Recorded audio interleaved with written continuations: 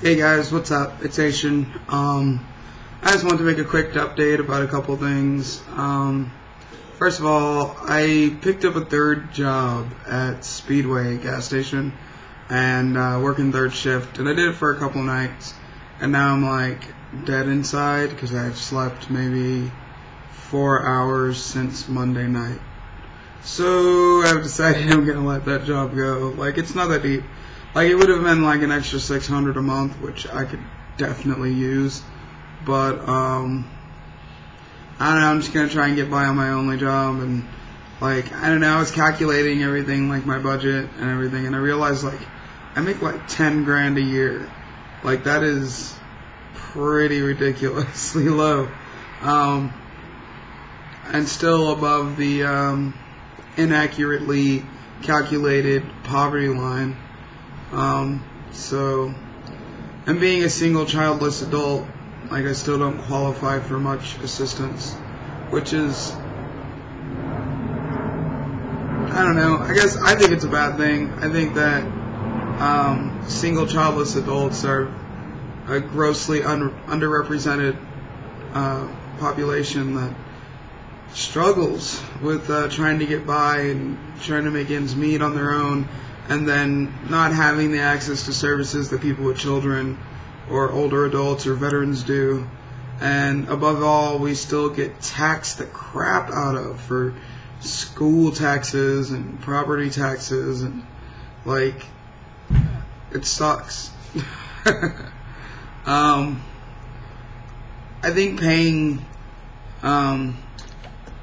school taxes has always kind of fucked me up a little bit, just because I don't have kids. Like, I don't know, it's weird now because I'm working in education, so I'm like, yeah, I'm benefiting from these monies, but I still think it's somewhat unfair for people without children to have to pay for children to go to school. But then from the community focus, it's like, oh, well, we should all contribute because these kids are going to grow up to take care of us one day in some facet or another. So I don't know. I don't know how you guys feel about it. I don't know how many single young adults there are on here that don't have kids and don't receive any sort of public assistance and find it kind of difficult to get by. But whatever. I can't do the job. I just don't have the time or the energy. But in other news, like as far as transition goes, still kind of at that standstill of just waiting for the first.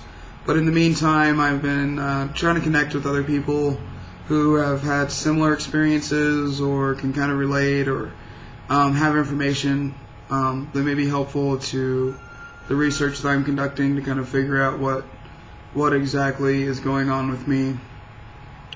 And you guys probably know of Charles Asher, Charlie, on YouTube, and I talked to him a little bit about it, and he has been a huge help to me. He forwarded some links to me via email, and we kind of talked on the phone a little bit, which is cool. So yeah, I just wanted to give a shout out to you and say thanks a lot for being there and being a cool guy in general. So, and also you put me in contact with a couple of other people whom I haven't heard back from yet, but we'll see what happens. Other than that, I talked to my mother about it yesterday. I went over to her place and had dinner, and she needed a hug more than I do. Like, she's seriously upset by this.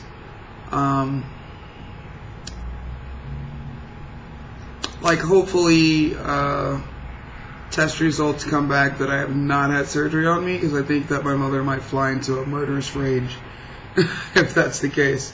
So just for her sanity and my own, I'm hoping that it's not the case, because she's pretty pissed off. She already she contacted our family attorney, who's on retainer, should something arise and need to be done. And she's going to drive up to Chicago on Monday and request my birth records and her operation record, our record of operation from the cesarean section, and I can't remember what else, but there's one other thing that she wanted to get. So she's gonna go back home and collect some documents before word gets out to them that they may get sued. So I am really happy though that like my mom is totally like still supportive of me and anything that I try to do. That was one of my main concerns, because she freaked out when I came out as a lesbian. So when I started dealing with issues regarding my transition, I was kind of afraid that she would react in the same way or react even worse, but she didn't. She's been a huge support for me. So really grateful, really grateful to my mom for that. And my dad and everybody in my family has been just really cool about it. So I'm feeling really lucky and grateful for that.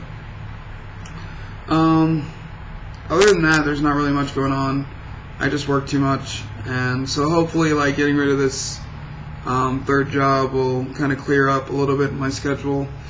Semester's winding down, so pretty soon I get a break. I plan on driving out to Arizona and seeing a few friends of mine from high school, and that's about it. So hope everybody else is well out there.